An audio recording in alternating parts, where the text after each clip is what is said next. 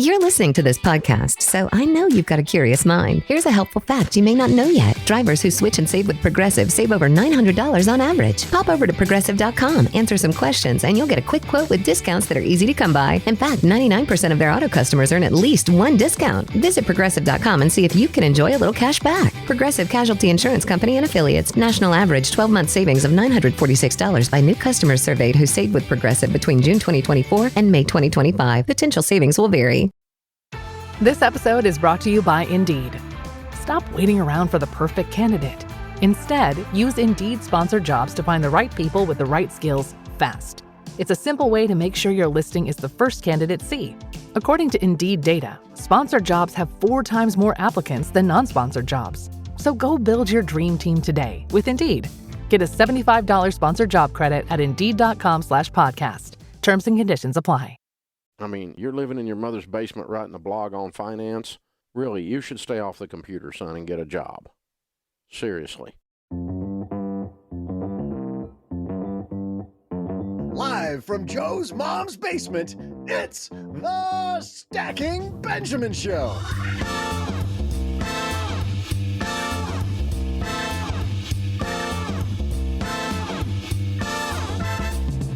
I'm Joe's mom's neighbor, Doug, and today, how much money will you need for retirement? A recent CBS News study shows a number that's much higher than previously thought. We'll break down how much you need and how to get saving for it. For our TikTok Minute, it's spring!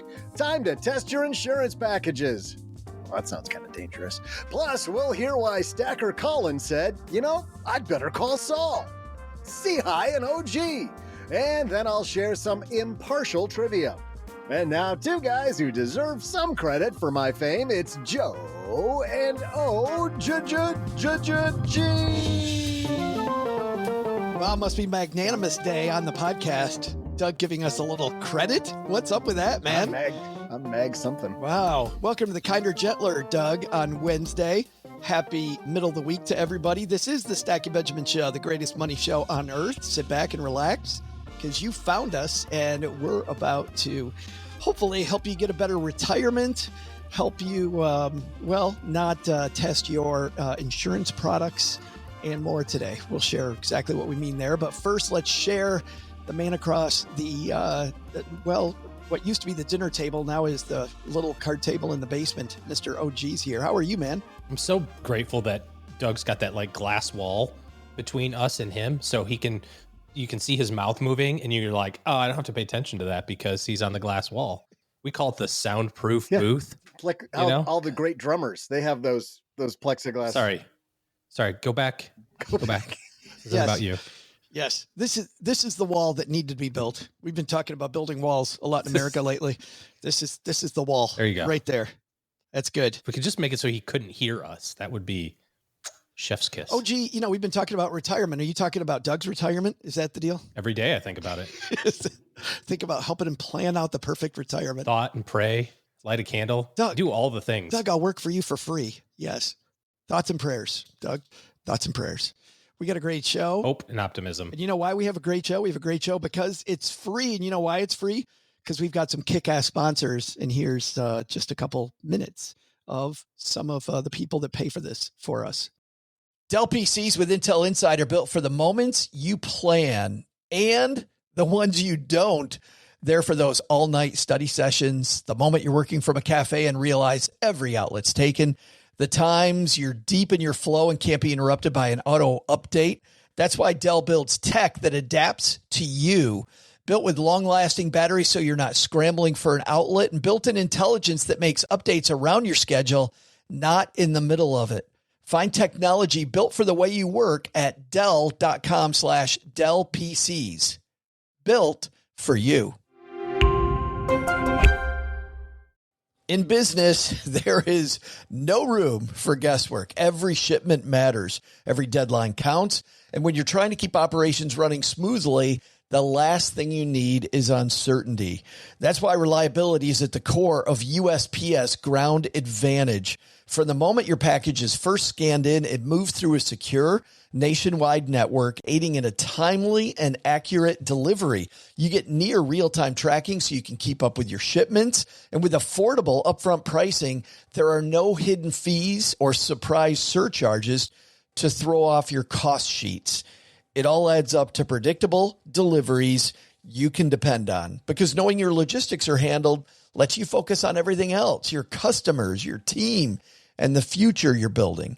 Visit USPS.com/Ground Advantage to start shipping with confidence. USPS Ground Advantage. We mean business. All right. Thanks to our sponsors. Thanks to all of you for hanging out. We got a show to remember here, so let's go. Hello, darlings. And now it's time for your favorite part of the show, our Stacking Benjamin's headlines. Our headline today comes to us from CBS News, written by Amy Peachy. CBS, OG, has done a new study about how much Americans say they need to retire. It is substantially higher than what they said 4 years ago. How much money do you think Americans think they need to retire? You think it's higher than 4 years ago or lower than 4 years ago? In your savings account? Oh, that would be great. Great start. Yeah. Wouldn't that be That would great? be a great start. All in your savings account. Oh, it's significantly higher now. Like this is what people think. This is an estimation of feelings. Yes. They feel. So this isn't exactly what you need. This is what people think you need. So this is what I feel I need. That number is going to be higher today than it was in 2020. Significantly so, I bet. Northwest Mutual did this study back in 2020. They did again this year. The answer was insurance. Oh, sorry. Too soon? Yes, right. How much higher do you think? It is higher. So maybe it could be a percentage higher. I believe it's 50% higher. Wow. The number, 53% higher. Nice job. People now think it takes 1.46 million rules to retire comfortably. By the way, Doug, just so that people get a little a view behind the curtain, neither you nor I pressed the applause button there. just so people know who was giving who the applause. Am I allowed to talk? Am I allowed to reply to you on that, or is that just preferable to nod? Just smile and nod. It's $1.46 million, 53% more. But the bad news, now it's time for the bad news. You want the good news or the bad news? Time for the bad news. Most people are far from reaching that objective, with the study finding the average amount held in retirement accounts today, $88,400. Oh my goodness. I'll be here all week, folks. Doug, can you move the wall? It's time for us to move the wall, ladies and gentlemen. Put the wall between OG and his effects, please. And the wall is being moved. Oh, for God's sake. God. A $1.37 million gap between their savings and their retirement aspirations. That's a big number, OG. What's the age of the people that they're surveying here? And the reason I ask for this is because, if you're thinking about it and you're 40, you're 45, you're 30, you're 50 even, and you're going, I got 200 grand, I have 300 grand, and I think I need $1.5 million, and you feel like you're way far off. But the power of compounding is so awesome that you just need to keep on investing and let it do its thing. If you just have your money invested in stocks, it's going to likely double every 7, 8, 9, 10 years, give or take, depending on how things shake out. Like that's historically the case.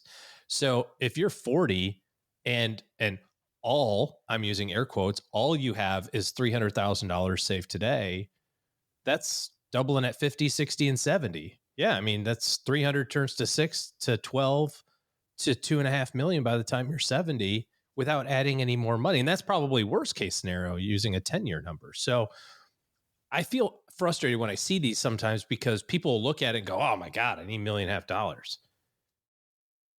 But, it matters. It really matters. Are you 64 with 300 grand? Yeah, you're going to work a little longer probably. That's a good point, is that Amy and company don't give us an age here. So, and if we have median age in America, let's say that it's mid 30s, 37, 38 years old, that we're not as far behind as people think that they are. Now, of course, that $1 million number also is increasing as well. So, you can't wait and just say, well, I'll wait till I'm 50 to start saving my million, because, the million then is 2 million, because the power of compounding works both ways.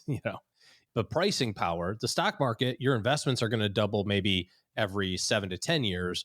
Your pricing power is going to be cut in half every 20 to 25 years. So that's kind of, that's the trade that you make. That's why you have to invest in ownership of companies, because anything other than that, you're not keeping up with that inflation change. You look at, your savings account rate is paying 5%, but how much does it cost to get a mortgage? 7. What's inflation? 4.5 or 5. Like, there's a reason why interest rates on your bank are high right now. It's because inflation sucks also, and interest rates. So you can almost have a proxy for what's going on in pricing and what's going on in your purchasing power. You don't even actually need to forecast that. You can just go, well, I remember going to the grocery store a year ago, it didn't cost me $100. Now it does. You can feel it. Thinking about that into the future, it's very hard to imagine that if you're 40 today, by the time you're 65, milk's going to be $15 a gallon. That just doesn't seem like you're like, yeah, that's crazy. But if you're 40, you remember going and getting milk for $1. Like, it used to be $1 a gallon. Eggs were, 49 cents a dozen, and now they're $1.50 or $2. You know what I mean? Like, that just happens, except in some really small sectors of the economy, like energy and that sort of thing, where it's heavily subsidized. So you have to. But even there, well, yeah, it certainly goes up, but it doesn't go up at the same rate as everything else, because there's a lot of things. An interesting thing, thinking about inflation, I was thinking about this the other day. How many people in their financial plans account for their mortgage being gone? Mortgage is a big expense, right? A couple $1,000 maybe. Huge. Yeah. I mean, relative to your outflow, and you go, hey, by the time I'm retired, that'll be paid off. I'll challenge you to look at your property taxes and your house insurance and run some inflation calculators on that, just using normal inflation, because obviously. I was thinking about this the other day. This is horrible, dude. Yeah. You know where I'm going with it. This is a nightmare. So your property taxes and your insurance are going to continue to increase, right? Because the value of your house hopefully goes up, so on and so forth. There is a strong likelihood. Let's say you just got a mortgage. You're 30 years old. You got your forever house. You're like, hey, by the time I'm 60, I'm going to be free and clear. Guess what? There's a pretty good chance that your property taxes and insurance will cost the same in 30 years from now as your total mortgage payment is today. I don't believe. Boo. Oh, gee, sucks. Oh, gee, sucks. God, amen. Amen to that. Yeah. I just don't think that it's a good idea from a planning standpoint to take that housing line item out of your budget in retirement, because those numbers are going to keep climbing, and you need to account for that. Now, if you're closer to retirement, then it doesn't work out as, it works a little bit more favorably, but still your property taxes, talk to somebody that's lived in your neighborhood for 30 years. I bet you oh my God, when I was here, it used to be $300 a year. Now those SOBs charge us $3,000 a year. It's like, well, what do you think's going to happen over the next 30 years? I don't know that it goes 10x, but it probably doubles. It probably triples. Compare that against what you're already paying. So I'd be interested to hear from people who are already retired, who have to see whether or not this has happened. This would be a fun thing for people to write in on. Well, and this is what I'd like to do. I'd like to, well, first of all, when you talk about savings, let's go back to that and the fact that you have to invest in something that beats inflation, right? The ownership of companies, the only thing that beats inflation. And that's why you do that. And that's why we always recommend, when you're starting out, don't overthink it. Start with a very simple index, like the total stock market index, the S&P 500. Don't spend a ton of time like people in their 20s do worrying about what to invest in. Just get invested. And if you're in one of those broad indexes like the total stock market or the S&P 500, you're getting a little bit of everything. So you're going to go where the economy goes, and you don't have to worry about it. You know what you can worry about? Making more money, improving your income, which we have guests on here all the time talking about how to improve your income, how to negotiate raises, how to be better at your job. Do those things, get your career moving, stuff as much money away as you can. when do we start getting analytical then, OG, about exactly what this number is? Because I think for people in their 20s to think too much about this number, like, oh, what's my retirement number? If you're in your 20s, just save as much as you freaking can. Yeah. When do we get granular and get the end in mind? Well, I also think that what happens from I'm just getting done with college and I'm starting a family and I'm, my career's kind of progressing and that sort of thing. You haven't really gotten into what you really like to do yet. You like to do stuff when you're 20, but you do different things when you're 40, probably. And, you find some passions. There's some people out there who talk about charitable giving. It's like, oh, you should give away, X percent of your income or, whatever you believe in. And there's some strong proponents to saying, don't donate money when you're young because you don't know really what you care about yet. Put it into a donor advised fund, build the muscle of donating funds, but just let it sit there and grow until you actually find the thing that you're really passionate about or the area that you want to have some impact on. Yeah, because you're 22, no offense. You have different opinions than when you're 42, right? It just, life kind of evolves. I think that somewhere in that kind of early 40s to 50s range is a really great time to be starting to think about, we're in our peak earning years. We're also in our peak spending years. So what does this look like from a spending and investing standpoint into the future? No one's going to retire early and take a step back in lifestyle. Let's say you're spending $5,000 a month in your lifestyle costs. That's how much everything, to make you happy costs every year or every month. You're not going to retire early and drop down to $2,500. Generally speaking, there's some people who do that, but by and large, and you're certainly not going to do it early, in my experience. So when you have a pretty well established kind of rhythm to life, and you're in your 30s or 40s, or certainly by your early 50s, I think that's a good time to start putting some pins in the wall of like, here's where our spending looks like. Plus, you also have the experience of having seen inflation over your lifetime. When you're 20, the vast majority of your life, you haven't been responsible for spending things and certainly not responsible for earning. So you haven't had that experience of watching those cash flow changes over the years. When you go from 20 to 40 or 20 to 50, you see an entire cycle of that happen. You see that doubling or tripling of expenses. And so it's a little bit easier to believe that it'll happen again in the future. Although, I still think it's hard to imagine that milk will be $15 a gallon at some point in time. Yeah.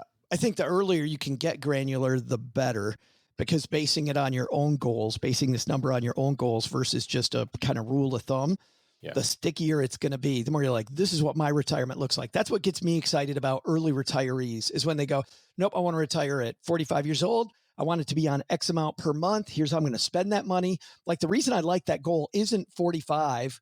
It's the fact that they are envisioning exactly what this is. And that makes this saving so much stickier, makes their strategy stickier.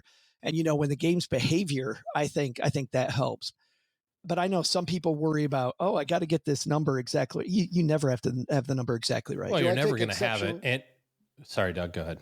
I take exception to one thing you said earlier, Joe, where you said, people get really stressed about what should I invest in? And you said, just don't worry about it. Just get invested. I took your advice. What did I invest in? Rivian. I didn't. Okay. But he also said invested in a index, bro. Broad-based index fund. So you get one of everything. Well, he didn't specify that to me. Oh, yeah.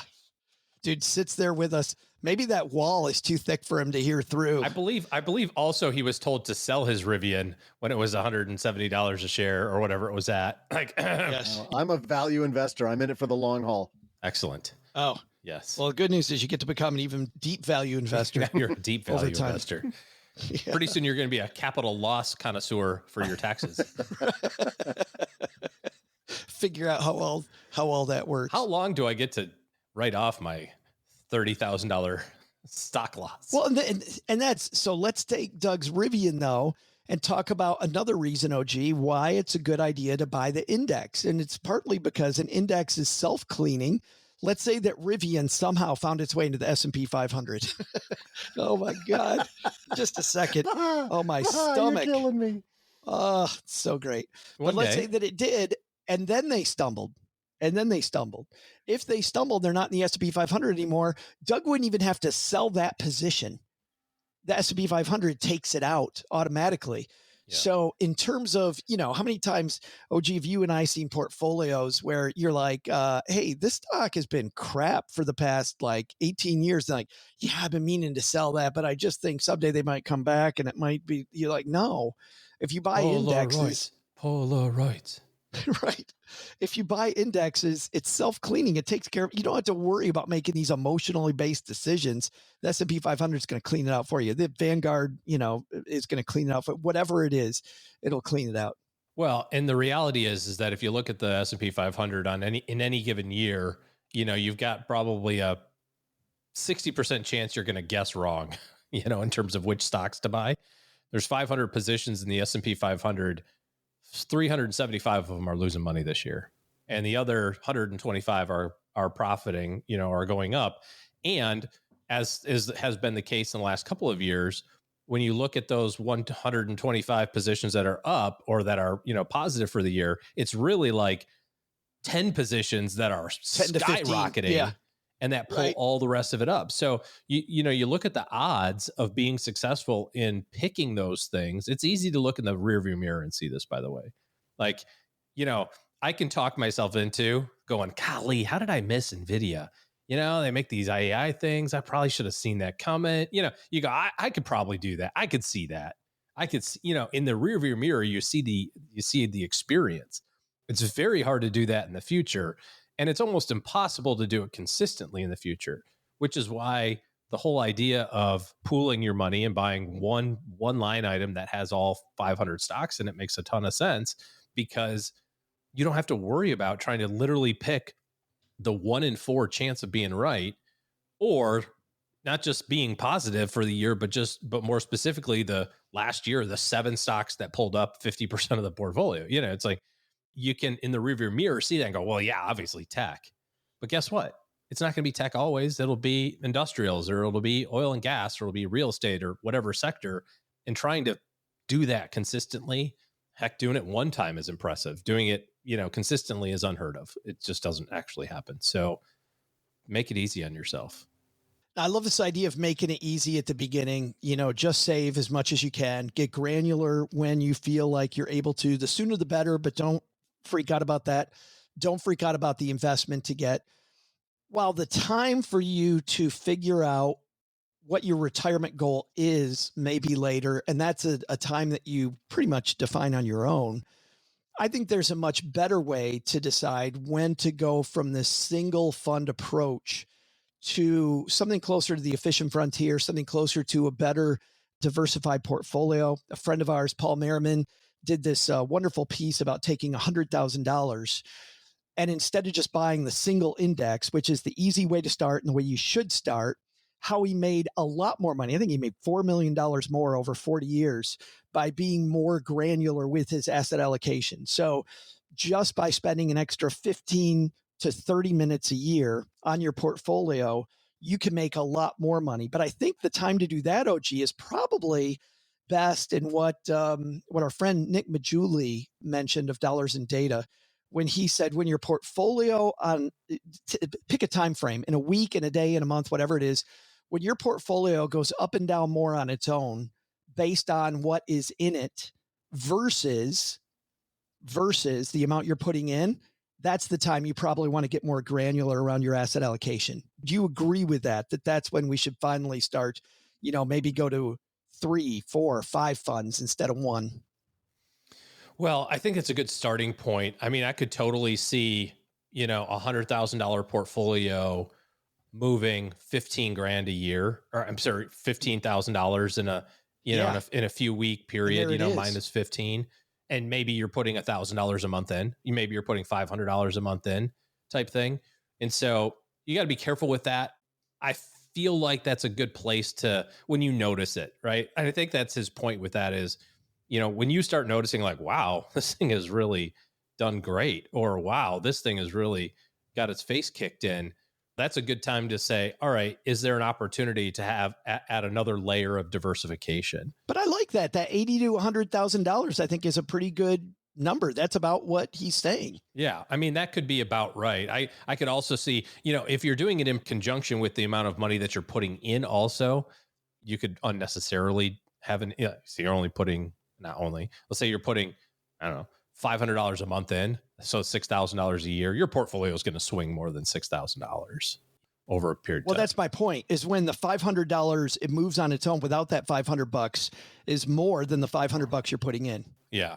Yeah. So you're saying that's about the right time, 80 to 100. Yeah, that's about it. I mean, could even think about it at 65, 70,000, but probably get to 80, 100 is time to go. Yeah. And you don't have to get super crazy with it. You're looking at going from having all US stocks to maybe adding some international, or all big companies and adding a little bit of small. And with 3 or 4 funds, you can be fine. And you don't even have to change the funds you're investing in right now. You can just start investing in new funds with your new contributions to, if you're worried about tax issues or something like that, just say, all right, I've done the last 5 years of investing in this. Now I'm going to start investing a little bit of my monthly contribution in my 401k or in my brokerage account or whatever, and use this international fund or use this small company fund. It is amazing how a little bit of work can actually lower your volatility, improve your returns. But that doesn't happen when you're 25. I see too many 25-year-olds using these, these products that are made for hundreds of thousands of dollars. And it doesn't make any sense to me. Just get the money invested. Get it invested. Correct. We will dive even further into this in the 201, like we do every week, StackyBenjamins.com/201. That's our newsletter that where we really go even nerd out more. So if you're all into retirement, finding your number, about this idea of the efficient frontier that we brought up, about how these index funds work, what is an index fund? We do all of our definitions over there. We do all of our deeper dives in the 201. Always free, and twice a week, every week that we're on the air. Coming up next, we got a great call from a stacker who said, I better call Saul, C-High, and OG. But before that, Doug, you've got a trivia question for us today that I think might stump a couple people. Sure do, Joe. Hey there, stackers. I'm Joe's mom's neighbor, Doug. I spent the day yesterday working in the garage on the old El Camino. Got her just about ready for car show season. I entered her in like a dozen competitions last year, but she kept getting beaten by some dumb old Thunderbird. Poor gal. And that got me thinking, we'd have a lot better odds of winning if I had 2 cars in the show. Diversification. It's simple math. Can't believe I hadn't thought of it sooner. Actually, when you think about it, it's a great investment. Both cars will only get older and more valuable every year. As cars do. When you really think about it, it's actually financially irresponsible to not get another car. I gotta go tell OG about this. But first, I'll have to apply for a loan. Let me just check this app here. Wait a minute, what's this weird word FICO I see on here? Today's trivia question is, Steve, hold on. Not the music, that wasn't the... Well, all right, I guess we're going with it. What does FICO stand for? I'll be back right after I see whether or not Josh really has a microphone. Insurance isn't one size fits all. That's why drivers have enjoyed Progressive's Name Your Price tool for years now. With the Name Your Price tool, you tell them what you want to pay, and they'll show you options that fit your budget. So whether you're picking out your first policy or just looking for something that works better for you and your family, they make it easy to see your options. Visit Progressive.com. Find a rate that works for you with the Name Your Price tool. Progressive Casualty Insurance Company and Affiliates. Price and coverage match limited by state law. What would you do if your online store converted 36% more shoppers? You could take 36% more vacation. Another pina colada? Yes, please. Open a new retail location with 36% more square feet. Fantastic. Hire 36% more help. You're hired and you're hired. Shopify has the world's best converting checkout, up to 36% better than other e-commerce platforms. What you do with those extra sales is up to you. Switch to Shopify today at shopify.com/listen and get a $1 trial. Shopify.com/listen. Did you know Fast Growing Trees is America's largest and most trusted online nursery with thousands of trees and plants and over 2 million happy customers? Whether you're planting fruit trees, adding privacy, brightening things up with flowers, or bringing in houseplants, Fast Growing Trees has it all. Even better, they can help you find options that are right for your climate, your space, and lifestyle. Click Order Grow. Every plant arrives healthy with the Alive and Thrive guarantee straight to your door. So if you're ready to get planting, this is the moment. Right now, they have great deals on spring planting essentials, up to half off on select plants. And listeners to our show get 20% off their first purchase when using the code WWO at checkout. That's an additional 20% off. Better plants and better growing at fastgrowingtrees.com using the code WWO at checkout. Fastgrowingtrees.com, code WWO. Now's the perfect time to plant. Let's grow together. Use WWO to save today. Offer is valid for a limited time. Terms and conditions apply. Go to growingfasttrees.com for details.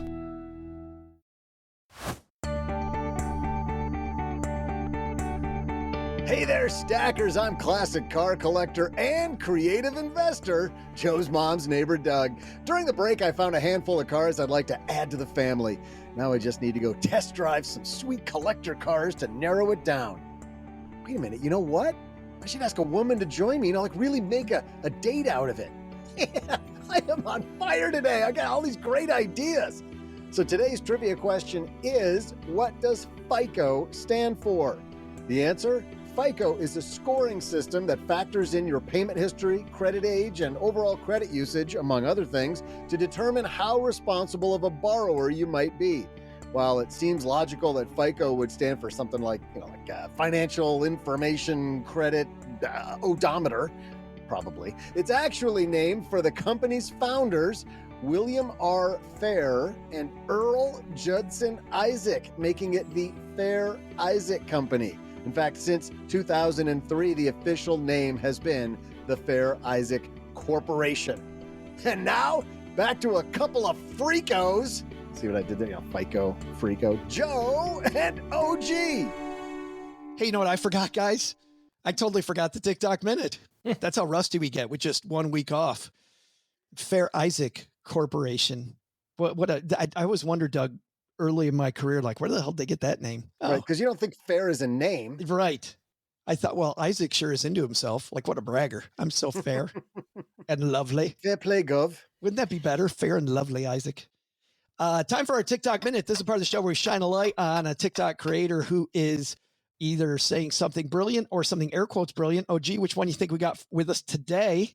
Hashtag brilliant. Oh, you know what? I think this is brilliant. It's going to suck. The thing the TikTok creator did today was they paired this audio that first came from a commercial with videos of people doing exactly what the commercial you're about to hear is talking about. So we will, on the show notes, show you the video, but you can imagine just how great this video audio is. podcast. Yes. Showing a video. I'm going to tell you right now, the video doesn't matter. My friend Robert sent this to me. Gotcha. And the video doesn't matter because you're going to get it immediately what the video is all about. Because we've all seen this person before. It is springtime in America, people. Time to test out your insurances on your on your various equipment. Here we go. Real American heroes. Today we salute you, Mr. Boat Trailer Backer Upper Guy. With a total disregard for those pesky side mirrors in 8th grade physics, you perform the delicate yet daunting dance known as the Boat Ramp Ballet. Believe in yourself. Every turn of the wheel is a mystery as you transform a routine boat launch into a jaw-dropping spectacle, igniting public ridicule and $20 side bets. I don't think so. With the focus of a NASA engineer landing the Mars rover, you masterfully bend space and time to fit your boat exactly nowhere near the intended target. So here's to you, O master of the marina, because the chaos of a Saturday afternoon is your stage to shine. Thank you to my buddy Robert for sending that to me. That's so good. He's general manager at our local bank. We'll give them a little plug. Guarantee Bank in Texarkana, With a Texas. complete disregard for 8th grade physics. But how many times have we seen that at the boat launch? 100 times. Really? You can't back up this. Why don't you spend 10 minutes in your driveway at home practicing this before you're in front of 80 people who just want you to get your damn boat in the water? The other great thing to go to the boat ramp and see, and it happens both on the put in and the takeout, but more on the takeout, is all of the marriages that completely collapse because the dude's behind the wheel. Yes.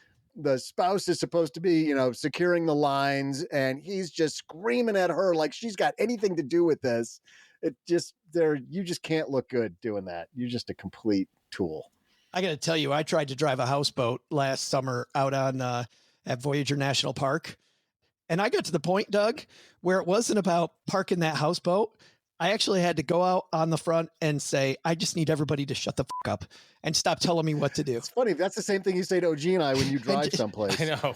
How is that different than any other sort of conversation that happens? We haven't approved you to drive a vehicle on hard surfaces, let alone a boat on water. Who said you could do that? I went through a fair number of propellers on that trip. Thank goodness they're rubber. Those are easy to change on a houseboat. Oh, they are. They actually are. They're made of rubber, and they take a hammer and they hammer them on because you rip the crap out of them, apparently. I don't think you're supposed to. No, that's not the theme, OG. That's not the theme. That's not what we're going for. You said the quiet part out loud, Joe. Wow, there's some anxiety and anger wrapped up in this houseboat conversation around propellers. Need more. We need more. I know. I need video. I'm going to have to talk to Cheryl and see if there's a video Here's of this. to you, Mr. Houseboat Driver. There's got to be a video of this somewhere. Because they're making those out of, no, it was really fun. Just because you're a podcast host and think you know a little something about everything doesn't mean you can drive a houseboat. You can drive a Mr. houseboat. Guy from Texas who never sees water in a given week. Well, no, I'm not going to go into that. Let's, I was going to give you more on this topic, but I don't think anybody wants it. Everybody's like, weren't we doing the Better Call Saul? Joe has realized this whole thing turned on him. No, it's fine to turn on me. But I got to tell you, when you've got 9 people on a houseboat, one of them has the wheel and 8 of them are telling you how to drive, and they all have a different opinion. That's I would love video on that. God, I'm going houseboating with Joe this summer. Yeah. I so know incredibly that. helpful. Doug, you coming? Please. We get a 12-pack. We don't have to go anywhere. We just be like, drive us around, driver boy. Just go hit something. We'll just both get to sit there and be like, no, it's in reverse. Use the beta. You got to use the forward, not as much. Use the cosmic thrust. Check the jib. Trim the line. All right. Are we done here? Are we turning port or starboard? Starboard on my side. Looks like we're doing them all. Hey, time for us to ask. Look at the time. Yeah. Who thought they better call Saul? CI and OG. At this point in the show, we pivot quickly into the segment where we find out why somebody said, you know what, I got to call OG and ask a question. Today, it is our friend Colin who's got a question for us. Hey, Colin. Hello, Joe, OG, and Doug. This is Colin from Northern New York. I have an insurance question that I'm hoping that you guys can answer. And no, luckily for you, it's not another whole life versus term insurance question. Oh, but we love I'm finishing those. my MBA and returning to the work world. There is a chance that I'm going to be working for the same company as my wife. Our health insurance is currently a family plan through my wife's work. Looking at the policy cost, the single plans are much cheaper than the family plans. My question is, if I end up working for the same company as my wife, can each of us sign up individually for health insurance instead of using a family plan? Based on this year's insurance rates, we would save $110 per pay period or $2,860 for the year by having individual plans instead of a family plan. The employer does not offer a high deductible option, so there's no consideration needed for HSAs. The total out-of-pocket coverage per individual is the exact same whether you have a single or a family plan. Also, we are not planning on having kids, so we don't have to worry about coverage for children. I appreciate your advice, and thank you for the years of enjoyment listening to the show. I'm hoping to make it to the Boston meetup, and so hopefully we'll see you guys there. Thanks. Colin, thanks for the call. It was great seeing you in New York at our book tour. Northern New York, and he's going all the way to Boston? That's a fan. Well, he's I think halfway between the two cities. So Albany. Cool. Awesome. Thanks, Colin. Yeah. Colin, congratulations, by the way, on the MBA. I also know how hard Colin's worked on that. He joins us in the basement. This has got to be the Colin, I think it is. Oh, gee, this is an interesting conundrum. Are you allowed by your employer to do the 2 single plans versus the family? I think there's a missing piece of info here. A lot of plans also have employee plus spouse. Maybe it's different, right? Maybe it just jumps from employee to family, but family intimates kids. Our health plan, for example, we have employee and spouse, employee and kids, or family, which is 2 adults and virtually unlimited number of children. So I would be wondering, maybe they're just showing you an abridged version of here are your options, employee or family. I would check to see if there's an employee plus spouse option, which would lop off the kids part and probably gets you a lot closer to two single numbers. It doesn't make sense that two adult singles would not be the same price as employee plus spouse. It's got to be virtually the same. If that's not the case, and it really is just employee or family, then I think you just have to ask them if you're allowed to do it. It seems to me that it's going to be plan specific, but I mean, I don't understand why you wouldn't be able to do it, but maybe there is some reason Yeah, why. well, don't forget also, when you are signing up as single, they ask you the question, does your spouse have access to, almost every plan I've ever seen does this. They ask you, does your spouse have access to health insurance through their employer? And in a weird way, you have to say yes to this, even though it might be the same employer. And if you still choose to opt for getting your own insurance, let's say you were going to work for different employers and you said, yeah, I still want to get my own, they're going to charge you more because you're choosing not to go with your spouse's employer's insurance. So I don't know how all of that's going to factor in when it's the same employer, but I bet when you then try to sign up and say, I'm going to choose the single option, if it's even, I'm kind of with OG on this, but if it's there, I bet you they're going to ask that question, does your spouse have access to health insurance? And if you say yes, answering truthfully, I think that cost is going to go up versus what you see there on the page for single insurance. The other thing I'm thinking about here, Doug, that's a great point. And obviously you've got some insurance industry experience here. What kind of insurance do you have right now? If your spouse is working and you're not working, or at least maybe he is working, but if you're not working and your spouse has coverage, then aren't you covered right now anyway? So like, can't you he's probably on the family plan now. He's probably on the spouse's family plan. They don't have kids. So I think what OG said earlier, which is spouse or employee and spouse. Employee and spouse. Yeah. That's a great question. Yeah. So anyways, I just kind of dig into that a little bit more. Again, maybe you're just seeing the abridged version. You talk to your friends at work and they go, oh yeah, it's $1,500 with the family. And you just kind of are using those terms. There's probably employee, spouse. Plus, because there's probably also there's probably people that work at your company. It depends on size, but undoubtedly there's single employees who have children also, right? And you're not covering two adults there. So generally speaking, there's another two options in there that you might not see. So just check on it. And then, yeah, I think you've got a pretty strong case if all that is true to go to the HR folks and be like, look, this makes no sense for me to have the employee plan. I'm going to do my single, and Susie's going to do her single, and that's what we want to do. Like, deal with it, yo. Yeah. Yeah. I can't see a reason why it would harm the company in any way, shape, or form. I mean, it's got to be the same number. So good question though. Insurance is so complex, right? And then the only thing, hold on a second. The only thing that I'm thinking of here, just to add a parenthetical, would be family deductibles. If you're running two policies simultaneously, you could run into an issue where it's like one person uses a bunch of insurance costs and then another person needs to use it. And now you've got to run your deductible all the way up too, because each plan's going to have individual deductibles and then family total. Right. And so, by having two separate plans, you could run a scenario where it's like, oh crap, we both have to max out this huge number in order to have the rest of the coverage taken care of. So, so be aware of that also. If you're going to, don't be penny wise and pound foolish here of like, I'm saving $100 a month, but I got to pay an extra $7,000 of healthcare costs before it's covered. So just check that out too. Make sure. I think you're going to find employee plus spouses available. That's I'll bet a pile of, well, maybe not a pile, but I'll bet a book on that. You know what else is really complex about this whole topic is just saying the word correctly. You've shown us that, OG, time and time again. What's the word? Insurance. Insurance. No, it's insurance. Not insurance. It's insurance. Insurance. Yeah. Driving me crazy. Not insurance. It is insurance. It's not insurance. Insurance. While this is a scintillating topic, you better go to the library and check. I do have one more piece here, which is, I think there are some things that you really want to watch out asking your HR department about.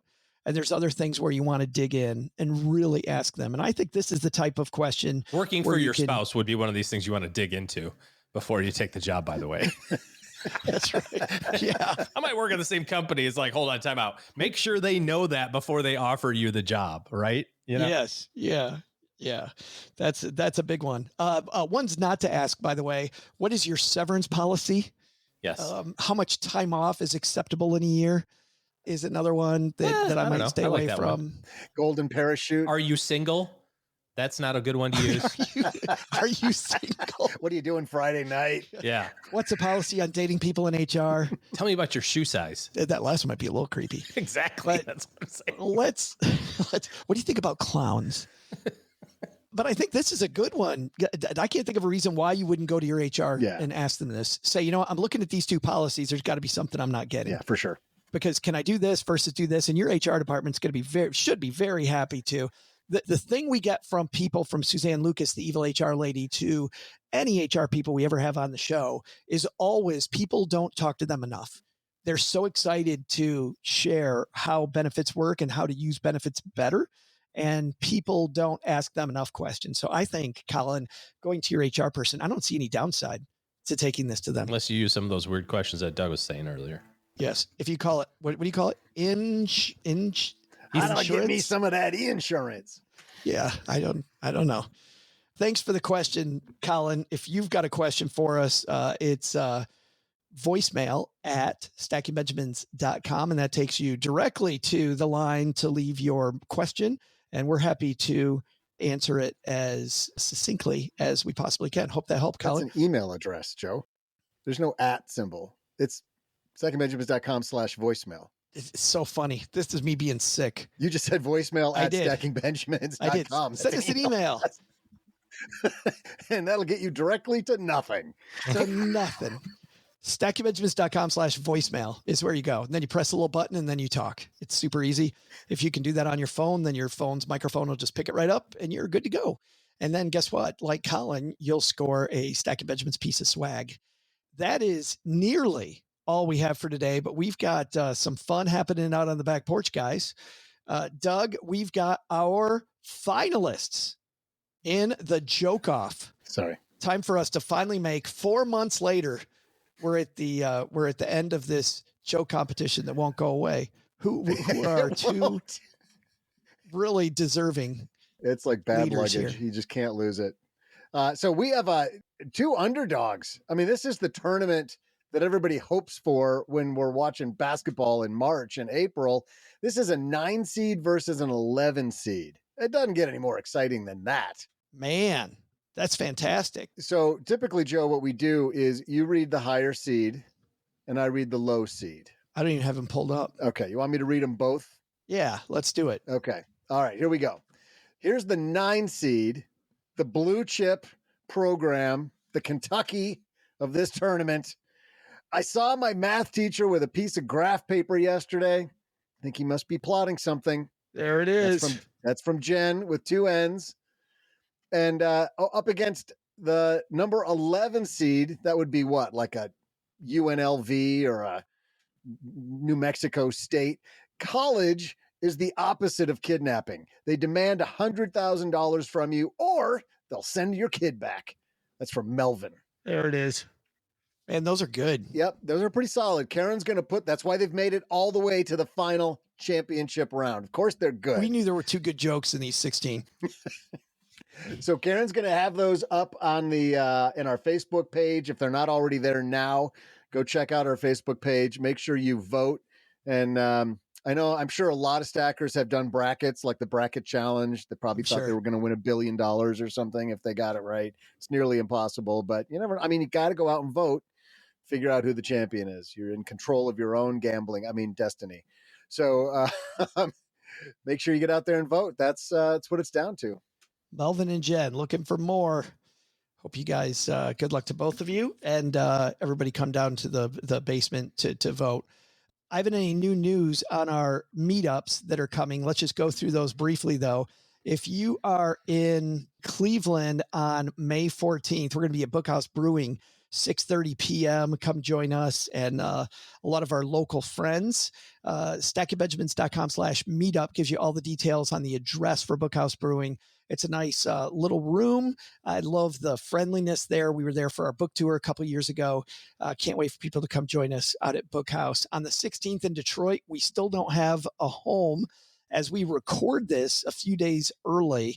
Man, I would love to tell you what the home is. I think I know what it is, but we don't have it yet. But Don't do it. stackingbenjamins.com/meetup, you will find where we're going to be. Also, we'll hopefully have it on our Friday recording. It'll be somewhere in the northern suburbs. And so it makes it super easy. You just cut across 696. There's never any construction there. Drive so around on 696 from anywhere from Gratiot over to the airport or to 275, you know.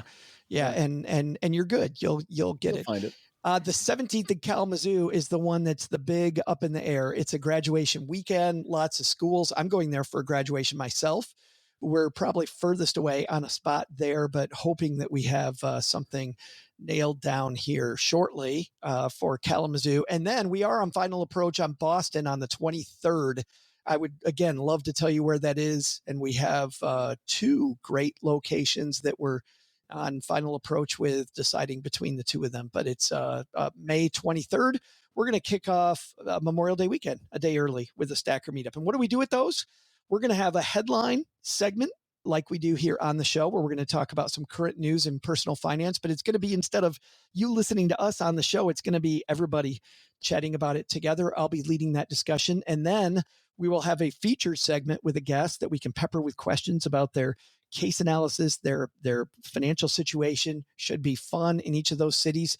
And then we're going to do a back porch section. Of course, we'll bring along some of Doug's trivia. And in Detroit and maybe in Kalamazoo, we'll have Doug with us, hopefully. So going to be some fun in those cities. stackingbenjamins.com/meetup. Last thing we got is we want to keep people making sure that you know what to watch on your streaming services. I tried to watch Black Sail the other day. Netflix recommended it. It's a pirate show. I watched episode 1 and it was okay. And I just don't know if I have time for just okay. It was a little convoluted and I just didn't know that I could get into it. Doug, you're shaking your head or nodding your head. Did you watch it? No, but I'm laughing at you saying, I don't know if I have time for okay. Like, I'm a pretty big deal.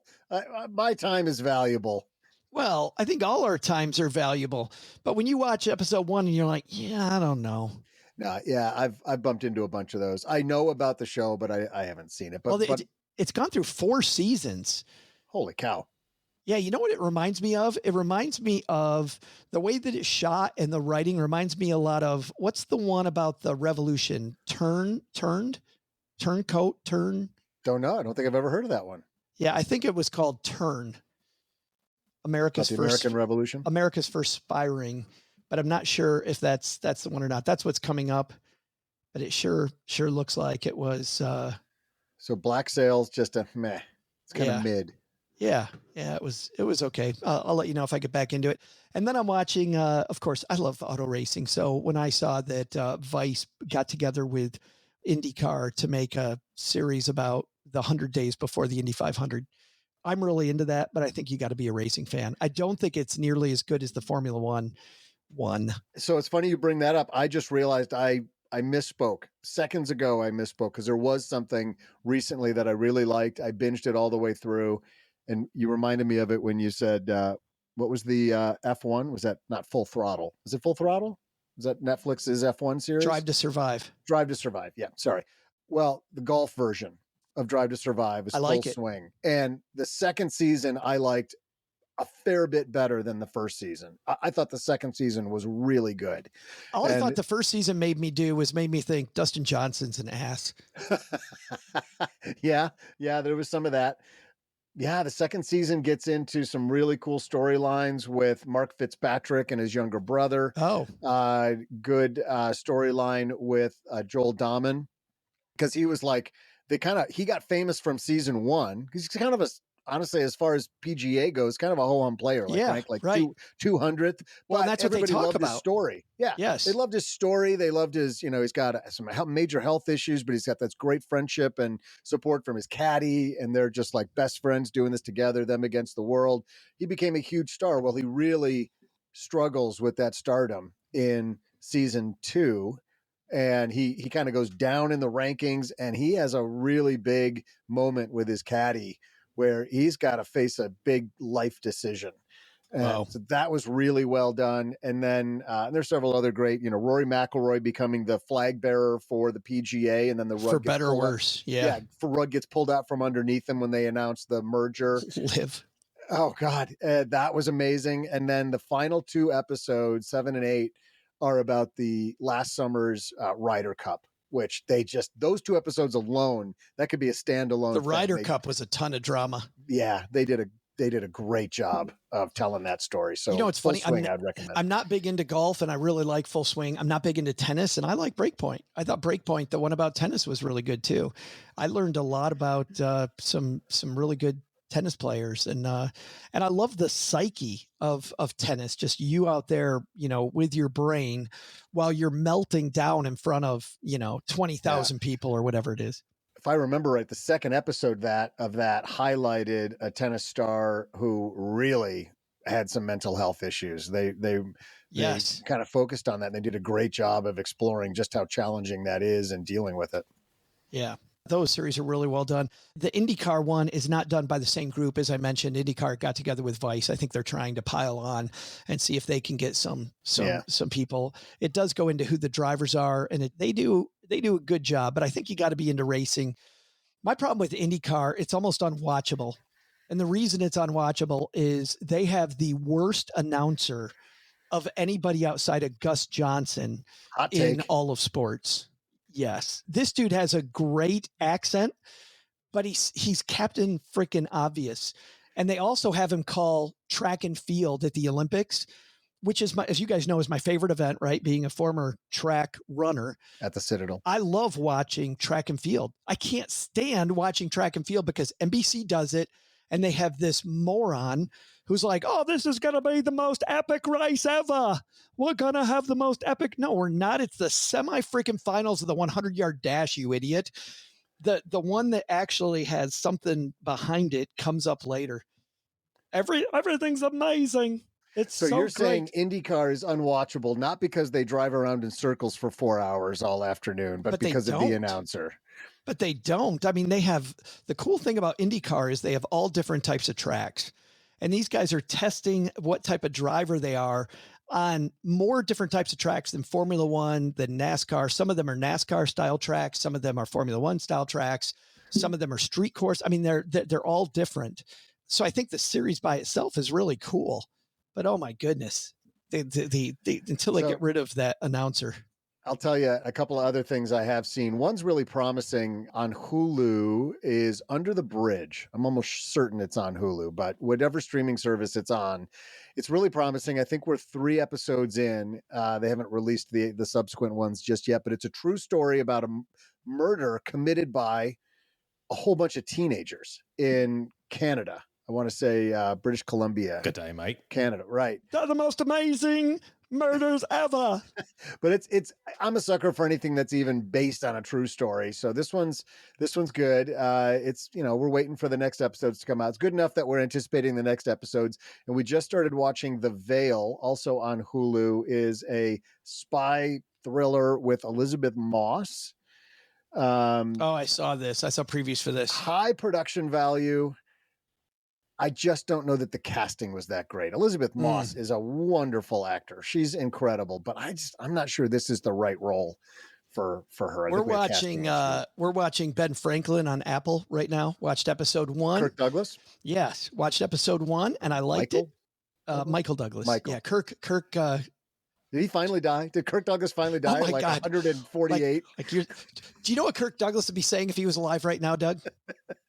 I'm still here. Let me out of this coffin. That's what he'd be saying. What, too soon?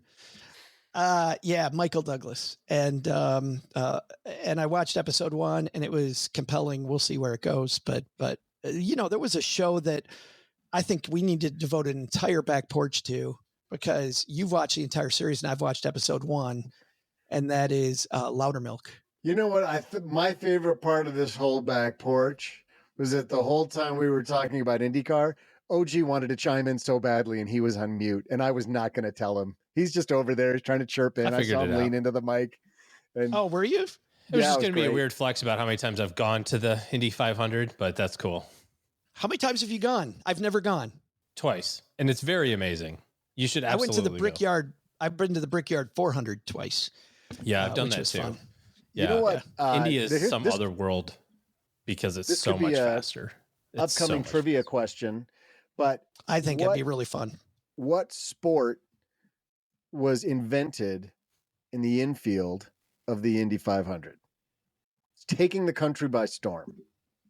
Invented by a high school classmate of mine, guy I graduated with. Oh my God, was it pickleball? Slam ball. Nope. Oh, gee, you've been to one of these facilities. You've done this. Oh, the foaling thing. Foaling. Yep. Foaling was a guy I graduated high school with, and they would go to the infield. Is that where you take a young deer? Is this where you take a young deer, a foal? Yeah. And you see how far you can bowl kick it down the. That came out wrong. Hey, PETA, send your hate mail to Doug. No, I don't know. I mean, I don't remember. He told me, I don't remember exactly what, but it's like football, bowling, and shuffleboard all mixed together. You set up the pins like bowling pins. Yeah, it's just set up as a bowling alley, and you throw a football at it and try to knock it down. Right. It's like football and sharding all in one. But you do it at a bar, so you get super hammered, and nobody cares. It's taken off. There's foaling warehouses kind of all over the country now. They're down in Texas, they're in Atlanta, they're in Indy, they're in Detroit. They're all over now. So it's taken off. Man, one place we were looking at in Detroit that was very nice was called the Yard, where they do axe throwing. And the woman was nice. She's like, we'd love to have you. I think it's going to be too noisy for what you want to do. And I wrote, thank you. Probably would be. But the woman was talking about that. And then every time I think about axe throwing, I've never done this. I know our buddy Andy at Marriage, Kids, and Money has done. I don't know if you guys have done it, but getting hammered and throwing axes, like what does your insurance look like? Well, I was going to say it's more expensive to do than you think because their insurance premiums are through the roof. It's gotta be. Oh no, you just sign a waiver. 5 go in, 4 come out. Welcome to the Yard. I love it. We should probably end there.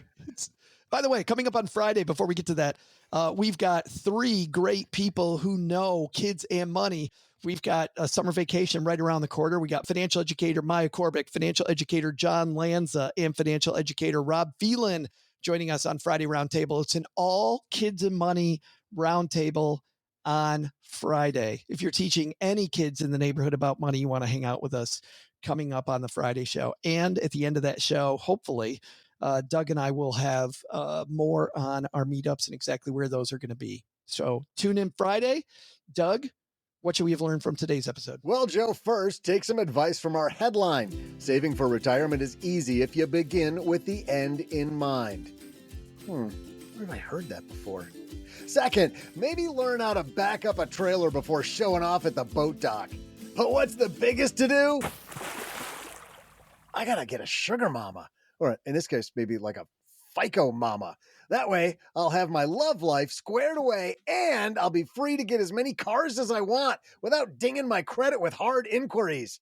I am en fuego today. This show is the property of SB Podcasts, LLC, copyright 2024, and is created by Joe Salsihai. Our producer is Karen Repine. Karen and Joe get help from a few of our neighborhood friends. You'll find out about our awesome team at stackingbenjamins.com, along with the show notes and how you can find us on YouTube and all the usual social media spots. Come say hello. Oh yeah, and before I go, not only should you not take advice from these nerds, don't take advice from people you don't know. This show is for entertainment purposes only. Before making any financial decisions, speak with a real financial advisor. I'm Joe's mom's neighbor, Doug, and we'll see you next time back here at the Stacking Benjamin Show.